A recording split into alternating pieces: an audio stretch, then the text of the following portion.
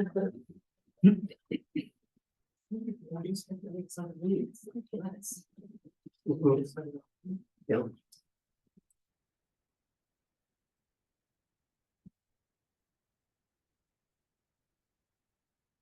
All right, well, we'll get started. Hello, everyone.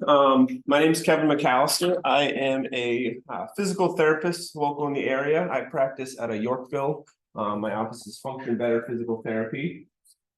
So today we're going to talk about balance, and specifically balance as we age, healthy habits, safety, and what you can do about it. So again, I'm a physical therapist local in the area. We have an outpatient orthopedic office on Commercial Drive. I graduated from Utica College in 2016, so I've been practicing almost 8 years now. I got my orthopedic specialty in 2021, which just kind of put me, where I kind of focus my practice, which is orthopedics, basically musculoskeletal injuries, head to toe. Anyone you'd see that typically walks into any outpatient office, ankle injuries, neck pain, back pain, we see it all. I have a variety of patients, age ranges. I see, your high school athletes, teenagers, all the way up through, I think my oldest patient currently is 93 or 94. So I see, again, the whole spectrum there. So again, today we're going to talk about balance, and again, specifically as we age. And then, towards the latter half, what you can do about it, how we can improve it, how we can change it, and what goes along with that. If there's any questions along the way, feel free to kind of raise your hand, stop in the middle. If there's a slide that has something on it, just let me know. We'll kind of open forum as we go here, and then we'll have plenty of time for questions at the end, and I'll hang around if anyone has specific questions at the end. If anyone on the Zoom call can't hear anything, I think Steph's monitoring the chat, so if you need to have me speak up or anything like that, let me know. So first, we're going to kind of cover where balance comes from. There are a lot of components that go into and contribute to our balance. There are physical aspects of our balance. So our physical capabilities or inabilities, that can be with strength, injuries, anything of that sort. We receive a lot of input from different parts of our body specifically, and we'll go more into details in just a few slides on all of these, but our eyes, our feet, and our ears are our largest contributors to our balance. There is a cognitive element to balance, so paying attention to our surroundings, whether anyone has any disabilities that can range from anything from Alzheimer's, Parkinson's, to dementia, to looking at our phones too much. So attention to detail, attentions, and again, cognitive abilities, things like distraction, fear of falling, a history of falls, things like that all play a role in our balance. And as well as experience, so current and past experiences, exposure. This can be the type of environment you typically spend a lot of your time in. Are you someone that walks outside a lot, walks on a treadmill, spend time on the beach walking on uneven ground? You're an athlete or a runner. So you're exposed to all different types of environments that play a large role. And again, your experience in those environments, the more time you spend in certain areas, the more comfortable you are in those areas. Again, we'll go over kind of all these as we go today. So balance is a very relative term. Like I said, I see patients from teenagers in high school to my 93, 94-year-olds, and I have seen in all age groups a lot of different various levels. Obviously, we think the younger we are, typically the better our balance is. Again, it's very relative to what you're doing. Your high school athletes, kids, your younger adults, they're typically stronger. They don't have as many injuries that have accumulated over a lifetime. But again, it's a very age-dependent term there. I also have, you can have your 60, 70, 80, and 90-year-olds that are still highly active runners, that are just constantly challenging their balance, and they might have better balance than someone who's in a sedentary lifestyle in their 40s and 50s. So age range will play a big role, as well as your physical condition. Again, someone who's stayed in shape, stayed active their whole life, versus a more sedentary lifestyle. Contributing to that, injuries, people who have had fractures. Maybe you broke your ankle. It's going to significantly affect your balance. Maybe you've had a knee or a hip replacement. Any of those things can contribute to the current status of balance. So if you just had your knee replaced, obviously you're going to have a lot more difficulty than if you've had it 3 or 4 years ago and you're back to that normal lifestyle.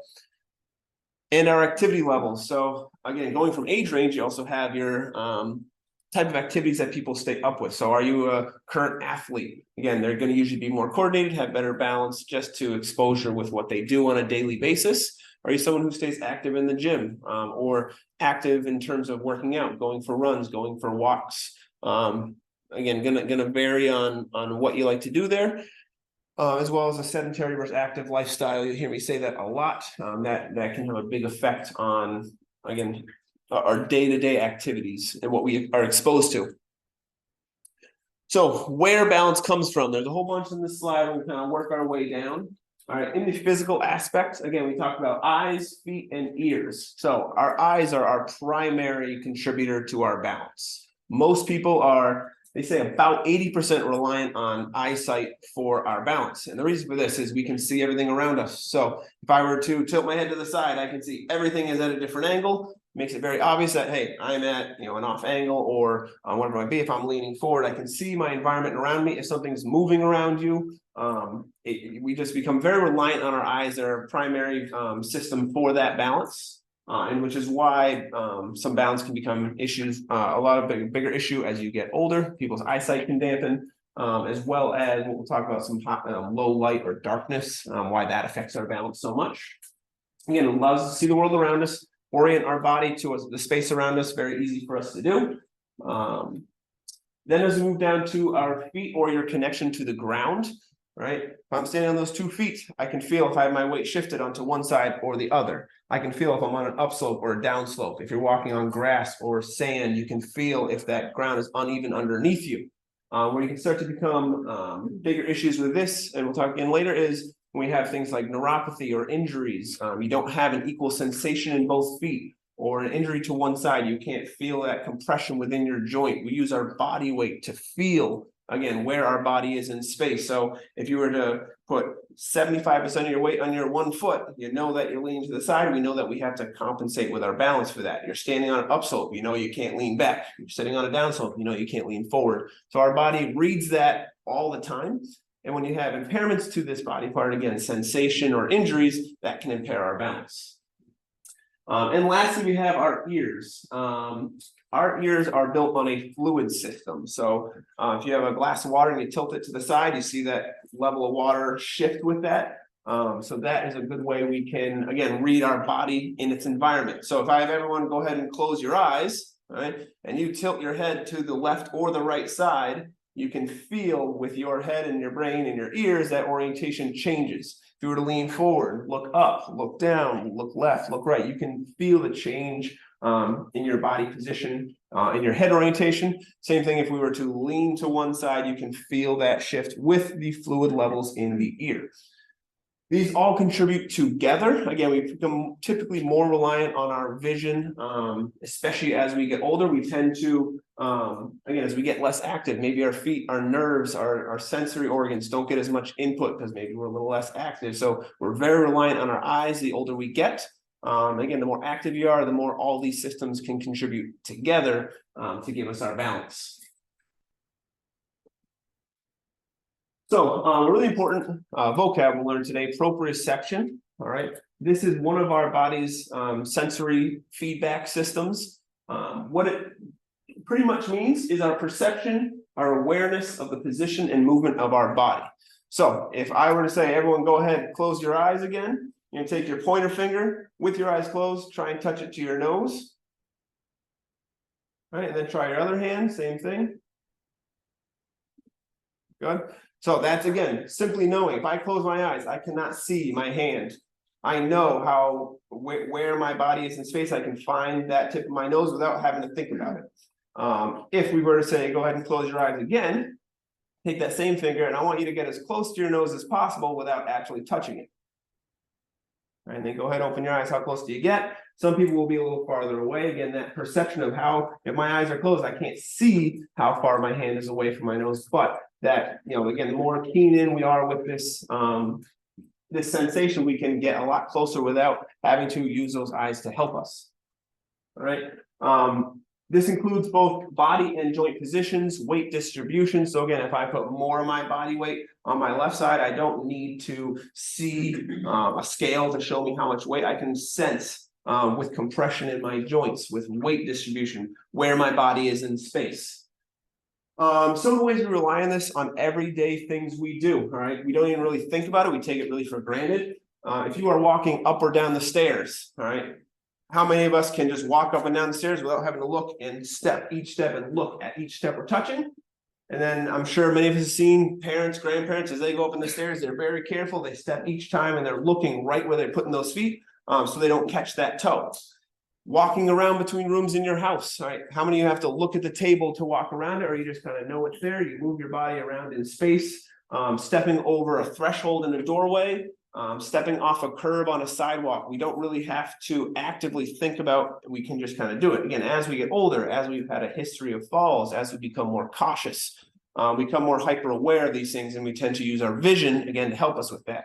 So you're walking along the sidewalk, you just step right off, you know about how far that's supposed to be. You're walking down the stairs, you know that last step, how far it should go. You don't really have to look at it. So that is our awareness of our body within space, and knowing how to judge those distances without really having to pay attention to it. Moving around in low light darkness. All right. So especially when we're in a familiar place like a household, you know where your kitchen table is, you know where your side table at your bedside is. When those lights are off, okay, what that does is it takes away part of our vision with our balance. So again, using proprioception, using our feet, using those ears. We sit up from bed and it's pitch dark in our room. All right, we can slide off the bed, find those feet on the floor. We know we're not going to tip over to the right, tip over to the left. We know we're not going to trip on something because we generally know where we are in space. Again, that gets more challenging as we get older because we tend to rely more on those eyes. So that's why you hear a lot of individuals fall at night when they get up to go to the bathroom. You know, our older individuals, our grandparents, our parents that go to the bathroom at night, dark, they trip on something, they fall in the bathroom, or they fall getting out of bed. Can be a very common one. Reaching for something on the floor that we can't see. So you're sitting at your desk, pen falls on the floor, we can reach down, we know exactly where it is, how far we have to reach. Again, we can gauge those distances in space. And also picking up something and how strong it is, or how strong you need to grasp something. If I go to lift a cup of water, I can use a light grip. If I go to lift a gallon of milk, I know I have to grab that with a stronger grip. If you're grabbing an egg off the shelf and you don't want to squish it, versus you're grabbing again a gallon of milk, you can use a lot different grip strength, a lot different weight. You're picking up something from the floor, a suitcase that's empty versus a suitcase that's full. As soon as you go to grab it, you get that sensation and feedback from the body. And we always are adjusting that balance accordingly to what we're doing. So the next one we talked about where balance comes from is our cognition. So first and foremost, attention. All right. As our picture here on the right, if you're not paying attention, a lot of things can go wrong. Nowadays, we all know this with cell phones, simple as that. I'm sure you see everyone walking around campus, especially our young students. They're pretty much born with a phone in their hand. They can walk around in a public place, walk around something, looking right at their phone, texting. Not like they're supposed to, texting as they drive, but texting and walking, going up and down stairs, they can do it all on their phone because they're just used to it. Again, that's kind of part of their system. They can use their other senses. But attention to what we are doing can be a big factor. Paying attention to our surroundings. Again, are we walking down a set of stairs? Are we going off a curb? Is it wet outside? Are we walking on the grass versus the pavement? Again, we talked about distractions, paying attention to our bodies in space. Again, using all those senses that we just talked about before, they all give us input and feedback throughout every activity we're doing. It's how well we use those systems that contributes. Trust, so lack of confidence. And I've done, there's a lot of research because in physical therapy, of course, the older population we see, we tend to see more falls. Falls can equal fractures. They can equal just injuries in general.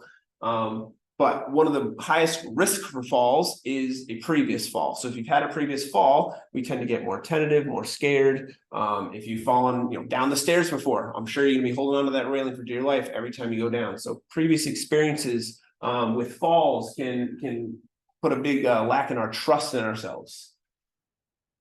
And then other disease processes, of course, there are things that affect us cognitively. Someone is suffering from dementia, someone suffering from Alzheimer's or Parkinson's or any other both mental and physical impairments that can cause a lot of this stuff. But you can see, people know of, the nursing homes where maybe they're not all there with their cognition. They're at a much higher risk for falling. They don't think about, the railings. They're not grabbing on the railings when they go down the stairs. They go to sit down in a chair and they haven't felt for it. Little stuff like that can go a long way.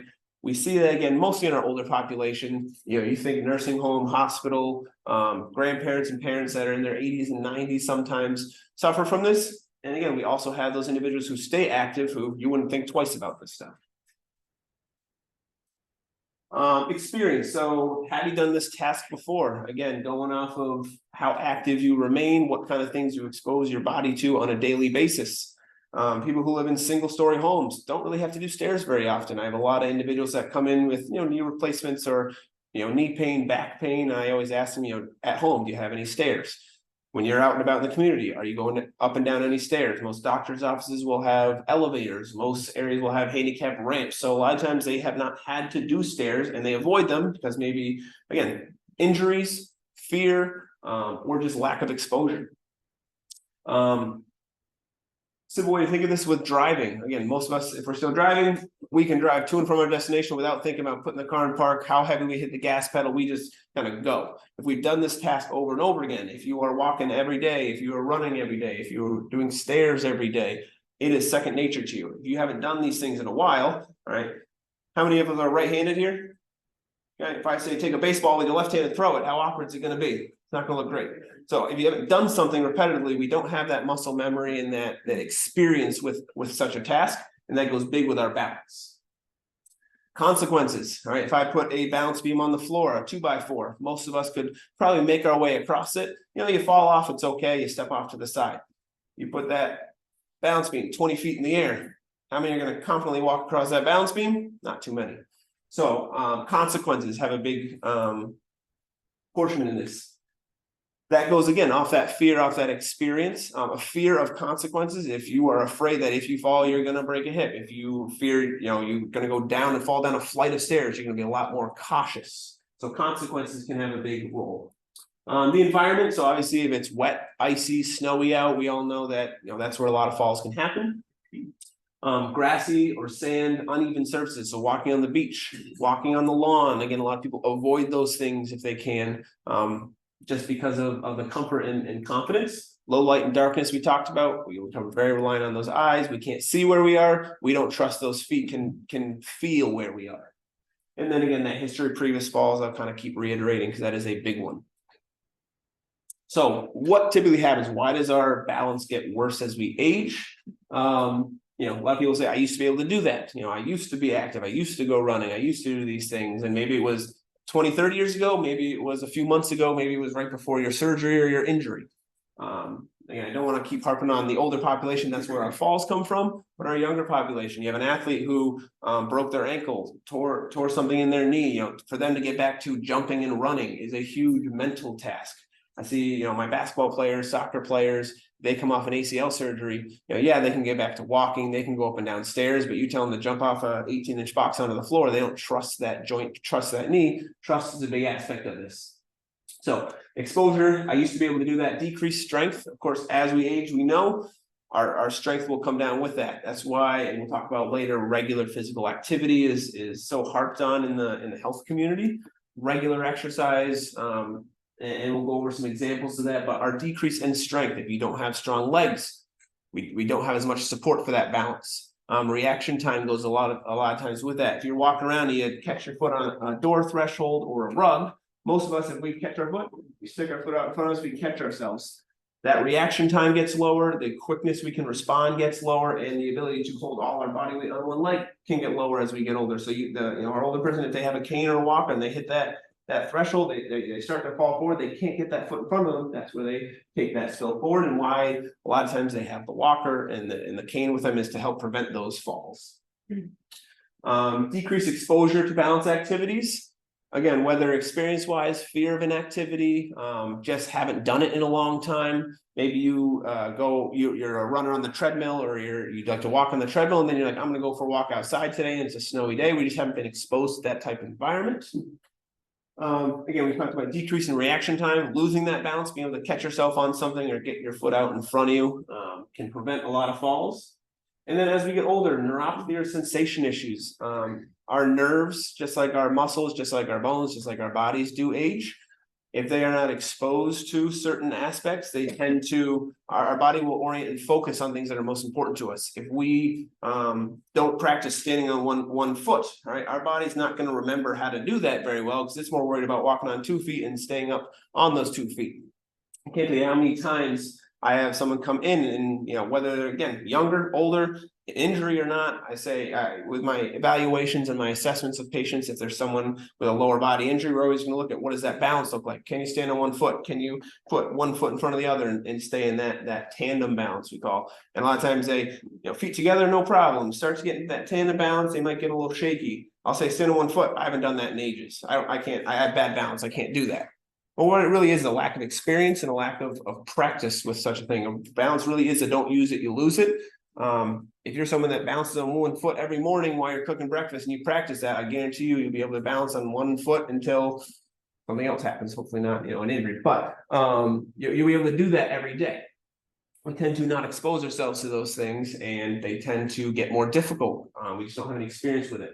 And then again, going off that injuries, again, you can't balance on one foot when you've just had a knee replacement or just broken an ankle. You're just not going to be able to physically. So strength, experience, balance, injuries, all those play a role. And as we age, all these factors tend to increase. I don't mean to harp on our older individuals, but they get less active. We've had long careers and a lot of times they're sitting careers. We don't go for our walks as much. We're not in the gym. We're not doing these things anymore. So we tend to not be as good at them.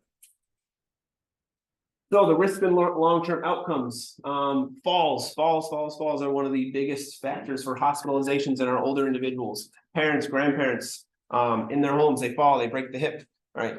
Sometimes it's actually, you know, with things like osteoporosis, bone density, they're much easier, they're much more fragile, but you know, if they haven't taken care of those bones and those muscles for a long time, they're much more prone to injuries with these falls.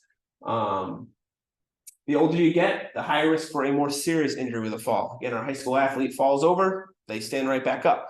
If you break that hip, fall on that arm, you can break a wrist, you can break a hip. These are what lead to those admissions to nursing homes and hospitals for parents and grandparents, fractures, hospitalizations, and you know, whether or not you go, you know, you go to the hospital and then you come home, well, you've got a long recovery process coming up.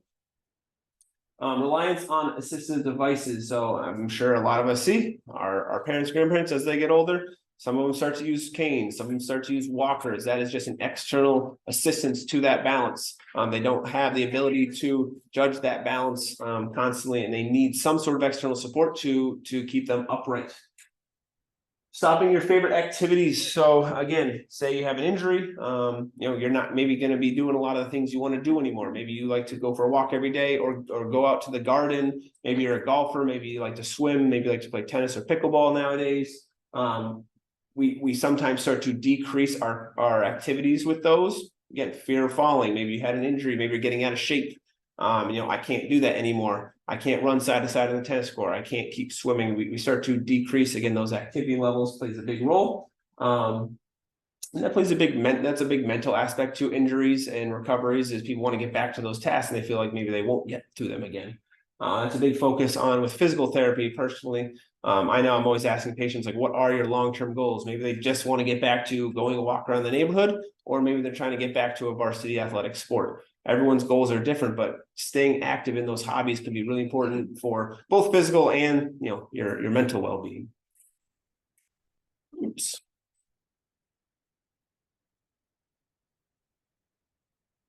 So preparing for your future. I read a great article that kind of summed this up pretty well, so I used it.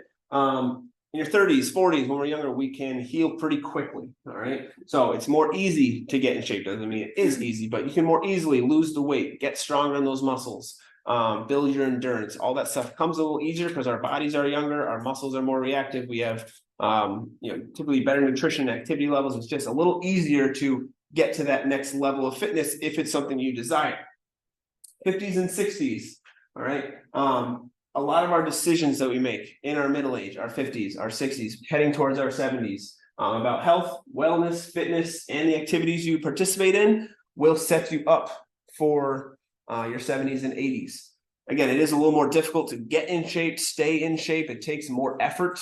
It's much easier to gain weight. It's much easier to lose muscle. It's much easier to attain these injuries and take longer to recover from these injuries. But both diet, exercise, what you continue doing plays a big role in where we're at when we hit those 70s and 80s. So if you're someone who, again, sedentary lifestyle, maybe you have had chronic shoulder pain or chronic knee pain that has limited your activities. Well, as you get to that older age, it's harder to overcome those things, and maybe we've just been less active. If you want to start golfing in your 70s or start going for a 5-mile walk in your 70s, if you haven't done it before or haven't been at that active level, it's a lot more difficult to get there. Not impossible. We have a lot of people that obviously start to get in shape a little later, but it just makes it more difficult. And then your health in your 70s and 80s is a lot of times a byproduct, again, of those 50s and 60s, old injuries, lifestyle choices, diet, exercise. Staying in shape is much easier than getting in shape at this age. And you don't have to get fit if you stay fit. Again, being fit heading into those areas is a lot easier to maintain. Again, it takes more work to maintain a fitness level as you get older, but it's a lot easier to stay there than it is to attain those goals from a baseline level. So a good example that I see all the time, all right, on our far left side here, we have a triathlete, so runner, biker, swimmer, who's 40 years of age. What you see here is all muscular tissue, all right? This is a cross-section of the thigh. So this is the quadriceps muscle, the hamstring muscles. These white areas on the outside is our adipose or our fat tissue. We have fat tissues everywhere in our body. But you can see if you are someone who's extremely active, and this is a very high level athlete, of course, is a more extreme example. High levels of muscle density, low levels of fat density. Well, as we head to the next picture, our 74-year-old who's been a more sedentary lifestyle, maybe they had a desk job all their life. They weren't one to be very active in the gym or high activity levels. Well, you can see how much those fat layers on the outside start to build up and how much those muscular levels on the inside can shrink down. Again, you can imagine how long it would take to build those muscles back up. Then you go to the far right side, someone who has stayed fit, stayed active, a 74-year-old triathlete looks a lot like that 40-year-old, all right? You can have 40 and 50-year-olds that look a lot like that 74-year-old. How you treat your body as you age is a huge factor in how you are down the line. Again, staying active, you're someone that bikes every day or goes for a walk every single day, you're going to have much higher muscular levels in those legs. Very important for, again, just longevity, not just falls, not just balance, just general health and well-being. So what can you do about it? All right, number one, all right, regular exercise is key. You know, the Heart Association, you can read all these websites, the Blue Cross, all this stuff, or Red Cross, sorry.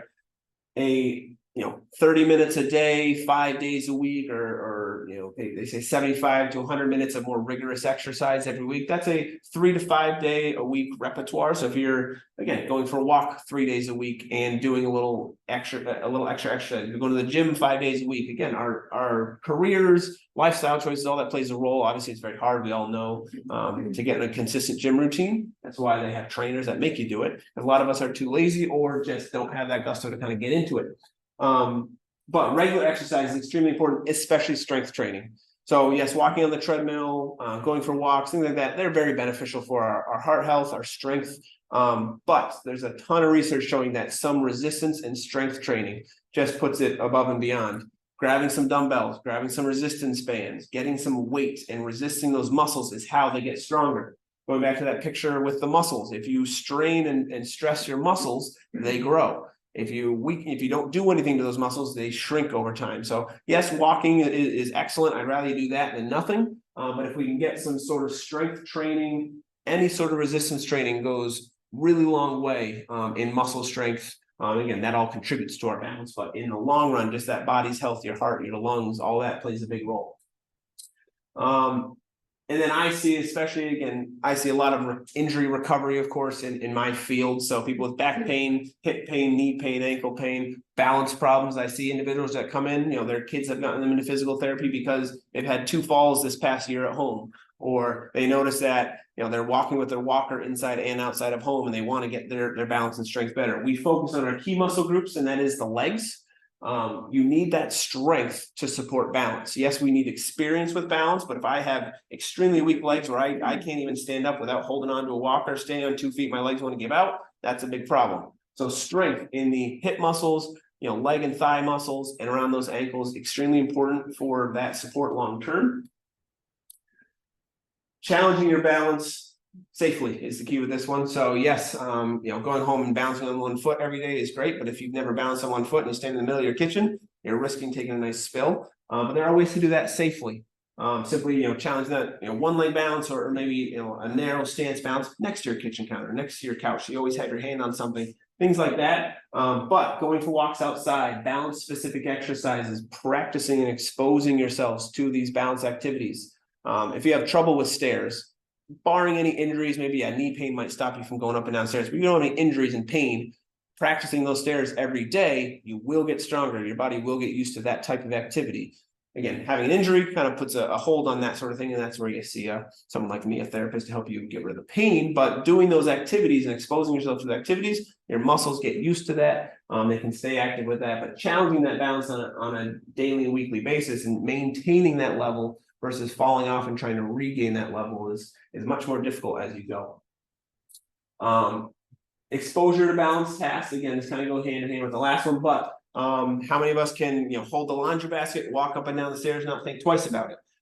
If you're someone that always relies on holding on to the railing when you walk up and down the stairs, and you have that washer or dryer in the basement or upstairs, walking with a laundry basket and going up and down the stairs is a serious task. All right, very difficult.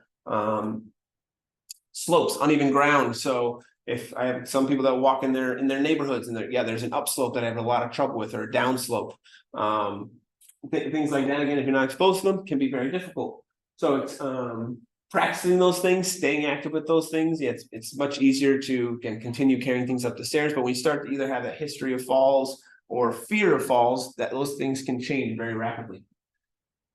And then, of course, my bias, seeing a professional, whether that's a physical therapist. Again, I typically will see people more when things become a problem. Either injuries and pain prevent you from doing things you like, or again, loved ones that know you well, can see that difference, see that change in you. They might say, hey, you know what, I'm noticing their balance is way off. I see that a lot of times with kids bringing their parents in, multiple falls in the past, more reliant on assisted devices. But if you're someone that's just, again, we've had a busy career, kids, we haven't been, good about going to the gym and staying active, and you want to get back to that level, where do you start? That's where a personal trainer or someone like that can come in. It's very daunting to jump in the gym and say, what exercise am I supposed to be doing? It can depend on your goals. Do you want to be someone that is just a little more active and fit, better for your health, heart health, have some strength in those legs? Or are you someone that wants to get back to, being able to put the suitcase in the overhead bin, being able to carry, the heavy bags of groceries up the stairs, things like that. A personal trainer, a physical therapist, depending on what you need, can tailor a program to you, show you what you need to strengthen, how to challenge your balance. There's a lot of simple exercises in the gym. If you're just doing bicep curls or shoulder presses, there's ways to add variance to those to make them challenge that balance along with you. Sitting on a bench with a back that you're leaning back and doing a shoulder press, and standing doing a shoulder press makes a big difference in all the muscles that you engage along the way. So seeing a professional, if that's one of your goals and something you want to get back to doing, can go a long way in kind of helping you get over those hurdles and maybe get yourself into a routine. Because again, that's the hardest part. I know it. I'm only 31 and I'm not regular with my exercise because I work 40 hours a week and I have other things I want to do. It's very hard to do these things, but you got to put a priority on them. Whole bunch of information there. I can go back to any slides, answer any questions. And then if you have anything more personal that you want to ask, I will hang out afterwards. But are there any questions on all that information? Everyone has perfect balance, right? Well, I will hang around for a bit. Lunch is served. Steph said we have some extra, little journals, keychains, stress balls for finals week. If you need anything up here, you can take one. But yeah, if there's any questions, I'll hang out for a bit. I'm gonna grab myself some lunch so you can ask me any questions. But that's all I have for you guys today. Thank you. Very welcome. Yes. Can you share those slides? Steph has a copy of it, so she can share out anything. I do have a couple cards up here. If you wanted to email me, I can answer and send you anything, or send you any ideas, thoughts, any questions about injuries, anything like that. My cards are up here. If you need a physical therapy, I'm your guy too. I'm Dave can attest. Definitely. Yeah.